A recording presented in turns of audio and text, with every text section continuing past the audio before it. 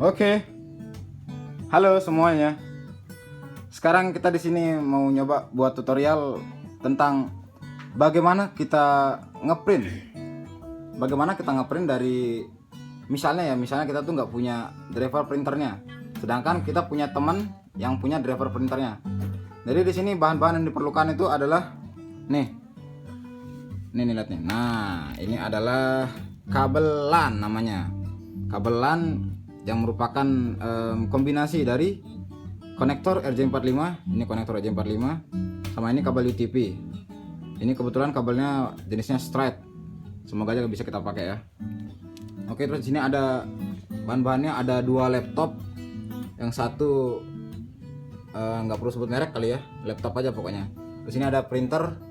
Waduh, ada mereknya, tutup dulu. Nah, ini printer kita yang bakal kita pakai nanti. Oke, langkah pertama sekarang kita lihat dulu di laptop yang satu ini. Pertama kita buka control panelnya, kita lihat. Nah, di bagian device and printer, di sini bisa kita lihat bahwa laptop ini tidak punya driver printer yang terinstall. Kebetulan di sini kita pakai Canon. Di sini nggak ada driver yang terinstall. Terus sekarang di satunya kita lihat, kita buka control panel dulu, view device and printers. Ini ya di bagian hardware and sound. Di sini ada bla bla bla series Canon EP2700. Jadi apa yang kita ingin lakukan di sini adalah kita mau ngeprint dari laptop yang nggak ada driver printernya ini, pakai print yang ini. Caranya gimana? Melalui sambungan jaringan antara laptop ini dengan laptop ini. Seperti itu. Semoga bisa agak dimengerti. Oke, kita mulai saja ya. Pertama, nih, pastikan dulu Anda punya kabel ini.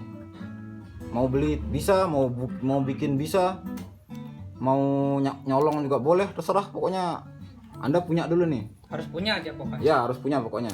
Terus yang kedua, Anda punya laptop. Anda punya printer, dan pastikan laptopnya nyala.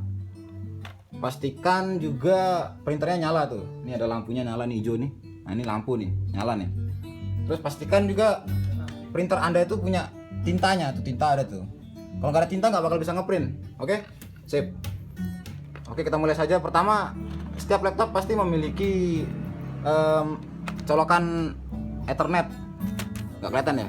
Nih, sebelah sini, bawah, bawah coy. Nih. Nah, ini yang bolong-bolong ini colokan Ethernet. Jadi kita colokkan dulu. Ini kita masukkan ke sini. Aduh. Udah masih aneh. Colokkan dulu ya. Agak susah emang. Nah, setelah sudah nyolok, sekarang sebelah kita nyolokkan juga.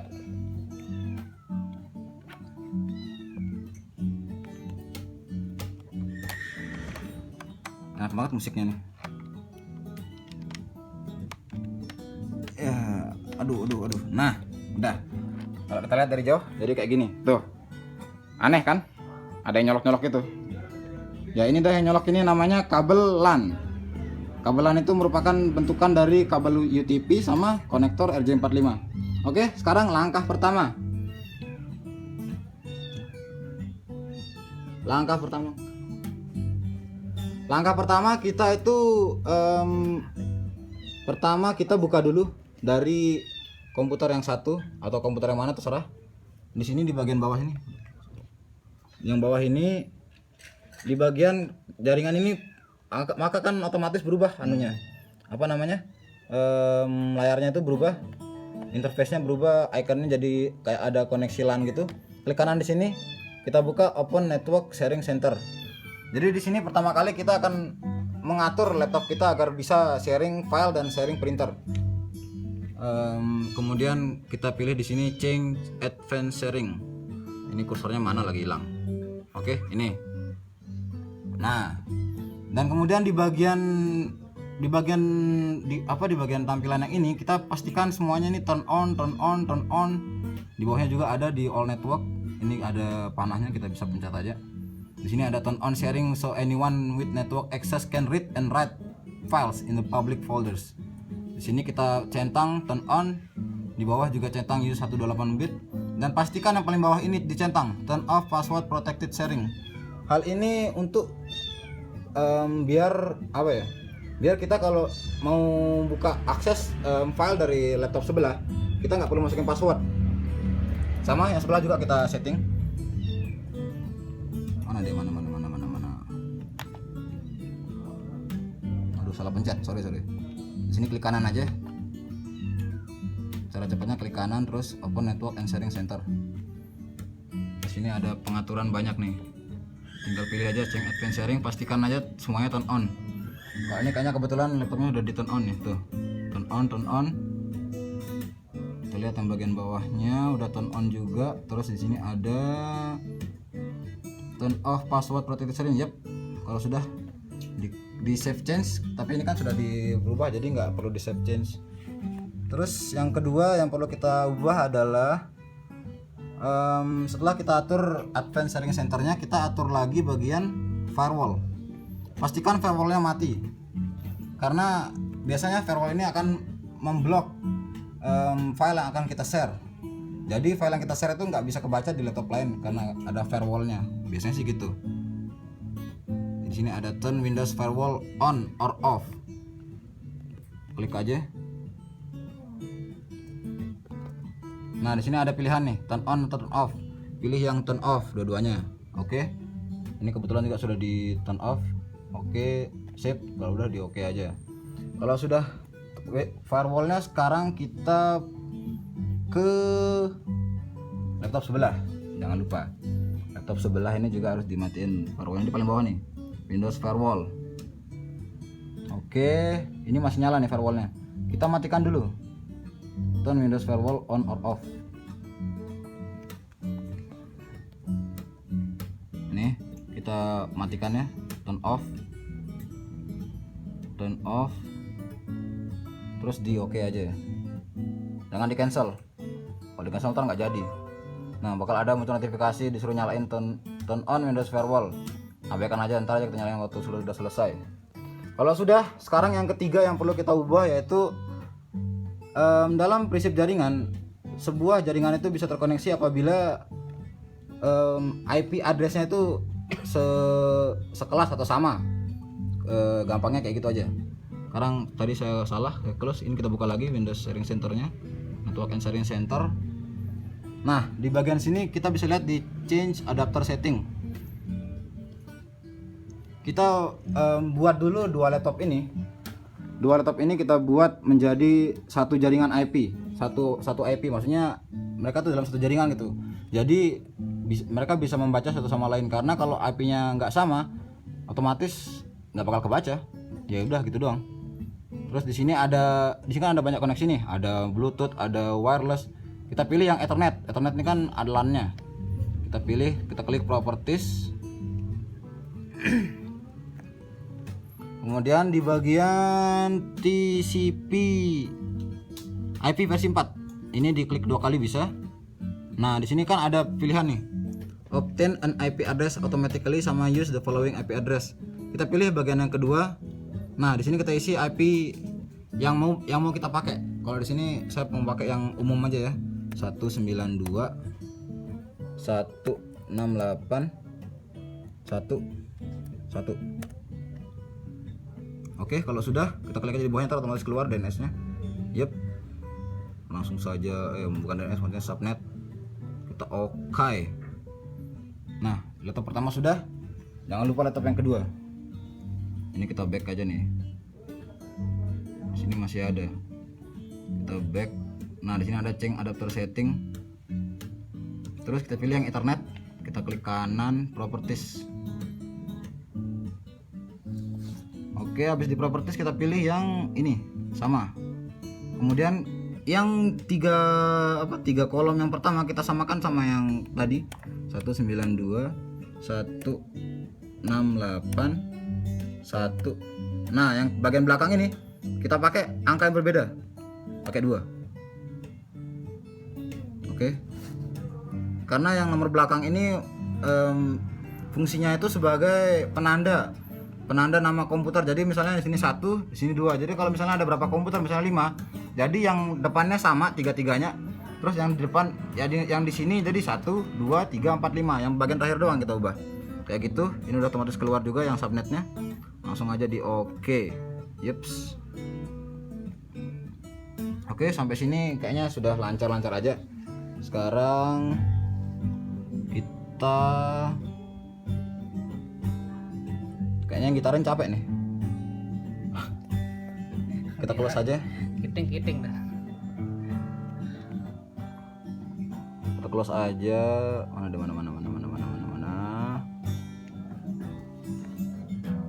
Ini kita close aja dulu. Sekarang coba kita buka di Explorer. Explorernya kebuka. Nah, di bagian bawah sini ada network nih. Ada network. Cerut. Di sini sudah kebaca jaringan yang masuk. Ada network desktop. Nah, ini udah terkoneksi dengan laptop saya. Hari Kusuma Bakti. Desktop berapa nih? SBO. Terus yang sebelah kita lihat dulu, gak? Nyambung enggak ya? Kita lihat dulu. Nih. Desktop SBO 32. Nah, berarti ini desktop SBO ini adalah nama dari laptop sebelah. Nih. Namanya dia ini desktop SBO. Jadi kesimpulannya laptop yang ini udah terkoneksi sama laptop yang ini. Oke, sekarang kalau kita mau misalnya kita mau apa ya? Kita mau ngeprint misalnya nih. Ini kan ada drivernya tadi nih. Yang ini nggak ada drivernya nih. Kita mau ngeprint, tapi kita nggak punya drivernya. Kita nggak punya kuota buat download. Kita nggak punya kaset drivernya. Kita nggak punya teman yang punya drivernya. Langkah terakhir ya udah kita pakai nih laptop orang yang punya driver dan yang punya printer. Oke, kita mulai. Sekarang nih bagian serunya. Pertama di laptop yang punya printer nih. Kita buka dulu di bagian control panel. Kita buka di bagian hardware and soundnya. Show device and printers. Ngeblur ya? Aduh, kok goyang-goyang sih ini? Capek kayak tangannya megang.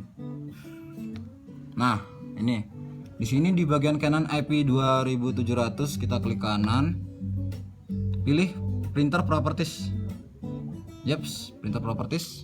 Nah, di ini kita cari tab sharing. Di sini. Di bagian tab sharing ini ada pilihan share this printer. Oke, sekarang kita oke aja. Oke. Thread. Sudah. Oke, kita sudah share. Kemudian coba kita lihat di sebelah sini. Harusnya di sini udah muncul. Nah, ini dia. Canon IP 2700 series. Gimana? Keren kan? Ini kita connect dulu. Kita klik 2 kali. Connecting to Canon series on desktop. Jadi dia akan connect ke dalam printer ini melalui desktop SBO. Tadi kan desktop SBO itu adalah nama dari printer dari komputer sebelah. Nih, dari laptop sebelah nih. Oke. Looking for a driver. Ntar ya. Sabar. Sambil nunggu mungkin bisa sambil makan dulu atau apalah, minum kopi dulu. Masak juga boleh. Nah, masak juga boleh. Ya terserah, mau kuliah dulu juga boleh, silahkan. Lama ya. Mungkin kita putar-putar dulu mouse-nya nih biar bisa cepat. Nah, kan. Oke. Sejauh ini sudah lumayan. Setelah diinstal akan muncul jendela kayak gini nih. Kemudian sekarang kita coba ngeprint nih dari laptop yang nggak punya driver. Kita buka, misalnya saya mau ngeprint nih, ada satu file mana ya, Jarcom. Oke, ini kita buka dulu.